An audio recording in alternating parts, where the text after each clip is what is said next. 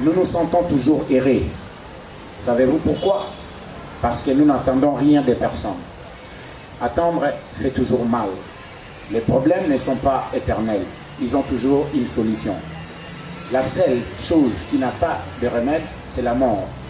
Nous ne permettrons à personne de nous insulter, de nous humilier ou de nous diminuer, ni de sous-estimer notre estime. Les cris sont les instruments de lâches. Ceux qui ne pensent pas. Nous rencontrerons toujours des gens qui nous considéreront comme coupables de leurs problèmes. Et chacun aura ce qu'il mérite. Nous devons être forts et ressusciter des chutes que la vie nous a imposées pour nous rappeler qu'après les sombres tunnels pleins de solitude, de très bonnes choses viendront. Avant de discuter, respirons. Avant de parler, écoutons. Avant de critiquer, examinons-nous. Avant de faire mal, regardons. Avant d'abandonner, essayons. Avant de mourir, vivons. La meilleure relation qui n'est pas celle d'une personne parfaite, mais celle dans laquelle chaque individu apprend à vivre avec les défauts de l'autre, en admirant ses qualités, qui ne valorise pas ce qui est là. Un jour, il se plaindra de l'avoir perdu, et celui qui souffrira, un jour recevra ce qu'il mérite. Si nous voulons être heureux, rendons les autres heureux. Si nous voulons recevoir, donnons un peu de nous-mêmes. Entourons-nous de bonnes personnes et soyons les unes d'entre elles. Rappelons-nous parfois, quand nous nous y attendons le moins, il y aura ceux qui nous feront vivre de bonnes expériences, entre autres vous de la presse. Une personne forte sait comment garder sa vie en ordre. Même avec des larmes dans les yeux, elle s'adapte pour aider avec un sourire.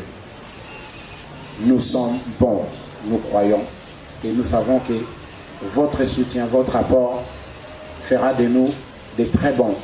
Merci pour votre présence et la parole est à vous. Merci.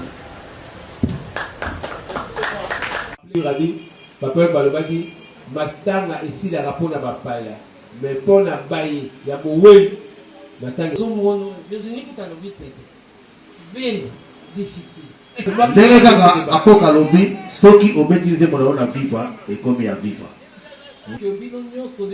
c'est une contribution alors une contribution mais également il faut pas le bango parce que ils allaient clairement aux autres comme journaliste bon mère azosenga na passage si papa wemba donc tu as changé monsieur identité wana zate tokobeta banzembo wana tokobeta yango po eza banzembo na biso tokobeta parce que manage ane wala za na mère tam so peta son de cloche biso bana viva réponse à maman sali eza dernière volonté ya mobali na yo vous comprenez hein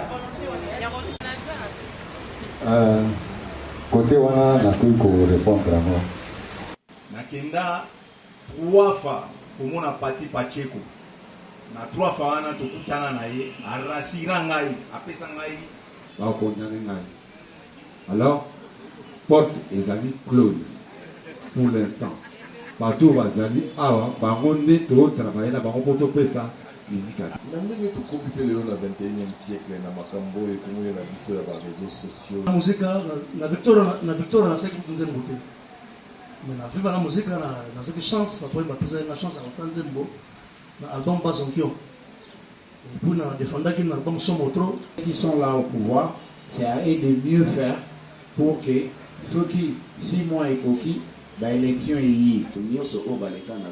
Pas tout le monde ndenge ya koloba pela ke batu bazape musika mais to beta kindela na ba o bazape mbei entre autres ngai Pacheco la victoire est merci. Merci beaucoup. Entre vous, confrères et consoeurs, et le micro est là. Ils sont fiers quand papa était vivant. Donc, attends, au baluki au luki na yote, au yebika gestion na suite na matanali campana reçoit, na robeta vie lo mo na obimisa 200, 300, 500 na reçoit. Nous étions fiers. Mais banda papa na biso akufa, na parole o aloba na biso prenez-vous en charge. Olagi, lelo tozala na solité, on est devant la presse. Yoza mutuya ya presse. Est-ce que oyo ka su vivre la musique après là, ndenge vivre la musique ezalaka? Non. Ata to vandi 1 mois, 2 mois, 3 mois, on a ba musicien à vivre à la TVT. Oyo ka musique à vivre à la TVT, actualité à vivre la musique ezate. Tout le ba makamuna sonité. Bazo aider maman mazo na likamuni. Bazo futa papa wemba nini na ba acte wana. Nous on a dit lokola tozali makila ya viva, on ne peut pas permettre comme ya viva la musique s'éteindre karaboye. Non non non. C'est pour cela que ndimi kotika ba ambition na biso totika nanu makamtoza. To pesi yango moi 20% pour to soit 80% to pérenniser combo ya viva la musique. Combo ya papa wemba ye kufate. Combo ya viva la musique ye limwate. Souci na biso yango wana est tellement grande ouverte pour tout le monde. Pour tout le monde. Non. Au contraire, biso tozana poto pérenniser vivre la musique et le nom de papa Wemba Shugo Wemba Dio. Biso tozana te poto boma kombo ya papa Wemba. Biso tozana kamawa. Ngai kutunga ata tosali eloko tosali te lelo. Ngara zaka déjà na ba contrat na ba privé na voyage ngala la sala ba makamula nga privé. Mais malgré na zo sala yango n'a jamais la bête à 6 mois à Kinsama bimana matavion là si vous voyez bien ko yombo ya bopa ben soki na monike iloko yo eza ya motuya koleka memo ngala sala ka wala ya ngamoko vraiment nako kanga motema te c'est le ko elengi peuple pende sengi ya boba lobaka la voix du peuple est la voix de Dieu. Alors toye biango pourquoi to boit qui sa maloba ya bato viva oyo wana soki ekufi motema mabe ya bato to marché ba mote tozala mpe bahypocrite te motema mabe nde ezorenie na viva la musika wana ozomona. Donc oyo boye iwuti na public iwuti na bana la muzika oyo bayinaki viva la muzika bamona te batete oyo ekendeka ndenge wana vome kobosana na bosala force po toyoka so bakorale ndosa nkala wana parce que bavoa wana toza nango bavoa wana ezali donc ndenge toko représenter valablement bavie na biso oyo bakenda bafafale molokai bakesere beneya badindo yogo donc voilà quoi toza na batu nyonso yango wana moni ke tosangani tokoboma te eza mpe na cadre ya émulation dans la cadre d'émulation donc ceux qui derrière baba ya na biso bazo travailler makasi tika biso peut ça l'effort de travailler makasi nalo on ninga mabete donc yo to bon orchestre vive la musique non ça parler na biso donc ça on mabete toujours travailler kaka mais dans la main moto na côté là mais biso to mo le do sangana pour et puis sa force sous nene ya kombo ya koprenese de kombo ya papa Wemba. Présence nangai awa d'abord ngaza mokolo to bete na viva la musique moi j'ai quitté viva la musique kala depuis retour au Japon ngana tikala wana mais siko na zalia na beta na ngai sala ba jazz na ngai na beta na ngai dernièrement to kanga na shadow to sala les ancêtres to beta donc j'ai un groupe d'ailleurs et le repousser ngana ya na groupe na ngai on a zaki nango pour la tchao na moi parce que on ne peut pas suivre des lièvres à la fois je crois na sali album est prêt à robima d'ailleurs na utilisé presque la jeune frère na tout bazalia papa pour baïba babende baïba donc presque ba dadi pef ba beta papa tcheko baïba mais si vous tant bango ba benginga ba biaya ta likani toza nango et puis nena yo kaka biloko na ba yembi wana et puis c'est vraiment bon, je serai avec vous. Mais, à une seule condition, tout est bien. Parce que ngai, ce que tu as bien, là, ok, ngai. Vous avez un grand garçon, vous avez un bon musicien, tu as tout travaillé bien. On a le but que porte tes close. Pourquoi? Parce que bateau est belé, pour travailler à la montée. Quand tu as chanté, c'est aussi ma maçon est belé, qui va m'amener au sous-sol de moi.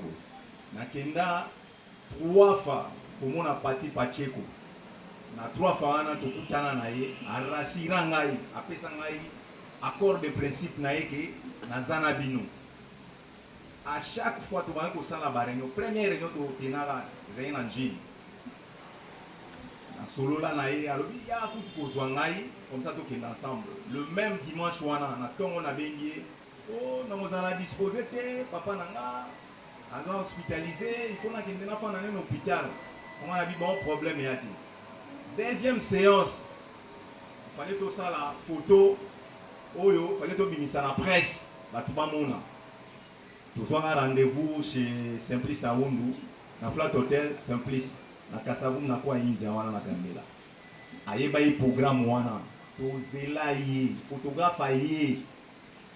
Ti tout ça ba photo, ba 17h passé. To zela yi à mon anati. Bon, ndenge kanga l'administrateur balobi que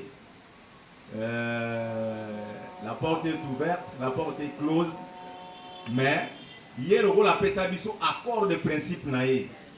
Hein? Mukola koya awazana biso parce que na publié yango déjà partout que parti pacheko azana biso. Ngai na bakselo moko oyo peut-être bendo abosana ekolobango biso toyete poto boma viva la muzika ngayo na oloba na bino nazali pembe na papa Wemba tant papa Wemba a une volonté que bendo na pompo bazonga ezali na réunion wana batu musu bayina na balinga ki angoti lokola tozali majoritaire bato tozali pour ba misala mibale bazonga yango papa Wemba bomona même na ba image retour à bendo na pompon asala une émission mais bato totikala ina bango na bureau lokola déjà ba boyaka bango au départ ba comment ils vont créer bango ba problème na ba jeune frère na biso wana ke bango ba kufaki na papa bango ba leader pour manquer ba mikolo nga kutu na plaida cause na bango plusieurs fois.